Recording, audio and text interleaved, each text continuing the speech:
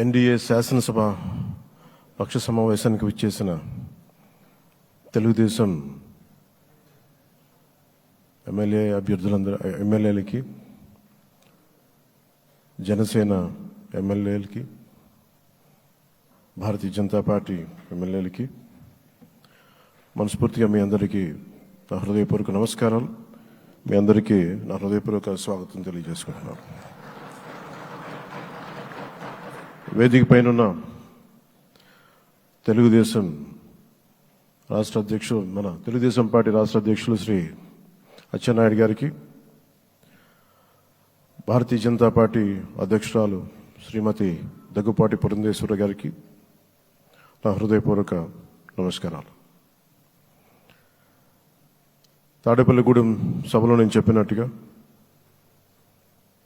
ఒక దార్శనికులు, 4 దశాబ్దాల సుదీర్ఘ అనుభవం, ఎన్నో ఒడిదుడుకులను ఎదుర్కొన్న తెలుగుదేశం జాతీయ పార్టీ అధ్యక్షులు శ్రీ నారా చంద్రబాబు నాయుడు గారికి నా హృదయపూర్వక నమస్కారం.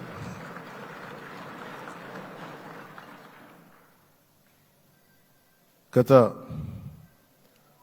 దశాబ్ద కాలంలో రాష్ట్ర విభజన జరిగినప్పటి నుంచి ఆంధ్ర రాష్ట్ర ప్రజలు నలిగిపోతున్నారు. గత 5 సంవత్సరాలుగా మరి రాష్ట్రంలో ఉన్న విపత్కర పరిస్థితులు తెలుసు. మనందరం సమిష్టిగా పోరాటం చేసి కలిసికట్టుగా ఉండి అద్భుతమైన మెజారిటీలతోటి 164 శాసనసభ స్థానాలని ఎన్డీఏ కూటమి దక్కించుకుంది. అద్భుతమైన విజయం. 21 పార్లమెంట్ సభ్యుల్ని మన సెంట్రల్ హాల్లో కూడా మాట్లాడుతూ ఉంటే అందరికీ ఆంధ్రప్రదేశ్ విజయం, తెలుగుదేశం, జనసేన, భారతీయ జనతా పార్టీతో కూడిన ఎన్డీఏ కూటమి విజయం దేశం మొత్తం చాలా ఒక స్ఫూర్తినిచ్చింది. ప్రతి ఒక్కరి విజయాన్ని వారి వారి రాష్ట్రాల్లో ఎలా దీన్ని ముందుకు తీసుకెళ్ళాలి, ఒక్క ఓటు చీలకుండా అలయన్స్ అంటే ఎలా ఉండాలి అనేది మన ఆంధ్ర ప్రాంత ప్రజలు, మన ఆంధ్ర రాష్ట్ర ప్రజలు మనందరం కలిసి కట్టుగా చూపించాం. 2021 మార్చి 14 ఇప్పటం సభలో నేను ఒకటే తెలియజేసుకున్నాను, ఆ ప్రభుత్వ వ్యతిరేక ఓటుని చీలనివ్వను. ఆ మాట మీద ఉన్నాం, ఆ మాట మీద నిలబడ్డాం. ఒడిదుడుకులు ఎదుర్కొన్నాం, తగ్గాం, కానీ నిలబడ్డాం. ప్రజల నమ్మకాన్ని పెంచాం. అద్భుతమైన మెజారిటీతో ఈ రోజున మనం ప్రభుత్వాన్ని స్థాపిస్తున్నాం. చాలా మాటలు ఇచ్చాం. పొద్దున కూడా జనసేన లెజిస్లేటివ్ పార్టీ మీటింగ్లో నాయకుడిగా ఎన్నుకున్న సందర్భంలో మాట్లాడుతూ మనం చాలా మాటలు ఇచ్చాం. ఇది కక్ష సాధింపులకి సమయం కాదు, ఇది వ్యక్తిగత దూషణలకి సమయం కాదు. ఇది 5 కోట్ల మంది పైగా ప్రజలు మన మీద నమ్మకాన్ని పెట్టుకున్నారు. మన మీద మనందరం ఉమ్మడిగా, మనందరం సమిష్టిగా ఆంధ్రప్రదేశ్ ప్రజలు ఏ అభివృద్ధి అయితే కోరుకుంటున్నారో మనందరం సమిష్టిగా దీన్ని ముందుకు తీసుకెళ్ళాలి, అభివృద్ధి పథంలో నడిపించాలి. విద్య, వైద్యం, ఉపాధి, సాగునీరు, తాగునీరు, లా అండ్ ఆర్డర్ ఇవన్నీ చెప్పొచ్చాం. మనం బలంగా నిలబడతామని. అలాగే మేనిఫెస్టోలో, ఉమ్మడి మేనిఫెస్టోలో చాలా మాటలు ఇచ్చాం. వాటి అన్నింటినీ బాధ్యతగా ముందుకు తీసుకెళ్లాల్సిన అవసరం ఉంది. ఇలాంటి ఛాలెంజింగ్ టైమ్స్లో ఒక సుదీర్ఘమైన అనుభవం ఉన్న నాయకులు కావాలి. 4 దశాబ్దాల అనుభవం,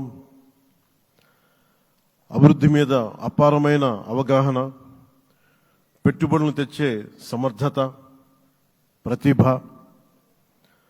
విదేశాల్లో ఉండే నాయకుల్ని, మలేషియా దగ్గర నుంచి, సింగపూర్ దగ్గర నుంచి, యూరోప్ దగ్గర, అమెరికా నుంచి, ఆ దేశాల అధ్యక్షుల్ని తెలుగు రాష్ట్రాల వైపు దృష్టి మళ్లించేంత శక్తి సమర్థత ఉన్న శ్రీ నారా చంద్రబాబు నాయుడు గారికి,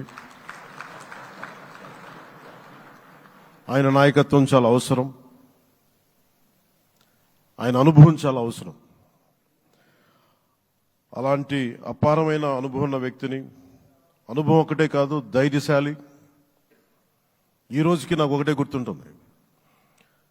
మన తాడేపల్లిగూడెం సభలో చెప్పాను, చాలా క్లేమోర్ మైన్స్ పేలిపోతే జీప్ ఎగిరిపోయి కింద పడితే చొక్కా దులుపుకొని ఆయన మళ్ళీ వచ్చి రాజకీయం చేసిన వ్యక్తి. ఈ రోజున సైబరాబాద్ ఉంది అంటే అది శ్రీ చంద్రబాబు నాయుడు గారి దార్శనికత. అలాంటి వ్యక్తి, ఆయన అనుభవం ఈ రోజున 2024 ఆంధ్రప్రదేశ్కి ఎన్డీఏ కూటమి తరపు నుంచి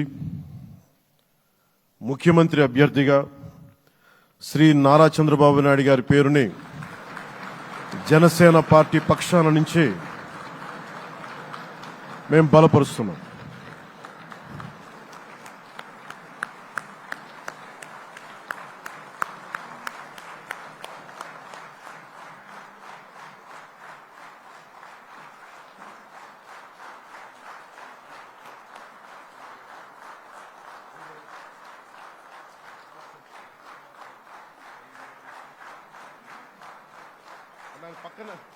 ఇది నేను ఆయన పక్కన పెట్టుకుని చెప్పాలి. ఆయన నలిగిపోయారు. జైల్లో చూశాను ఆయన. పాపం భువనేశ్వర్ గారి బాధను చూశాను. నేను అనుకున్నాను, అమ్మ మీరు కన్నీళ్ళు పెట్టకండి, మంచి రోజులు వస్తాయని చెప్పిన మంచి రోజులు వచ్చినాయి. వారికి మనస్ఫూర్తిగా వారికి నా హృదయపూర్వక శుభాకాంక్షలు. మీరు అద్భుతమైన పాలన ఇవ్వాలి అందరికీ మనస్ఫూర్తిగా మీకు నేను తెలియజేసుకున్నాను sir.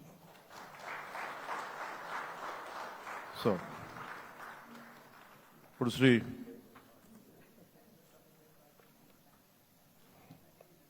Bharatiya Janata party sir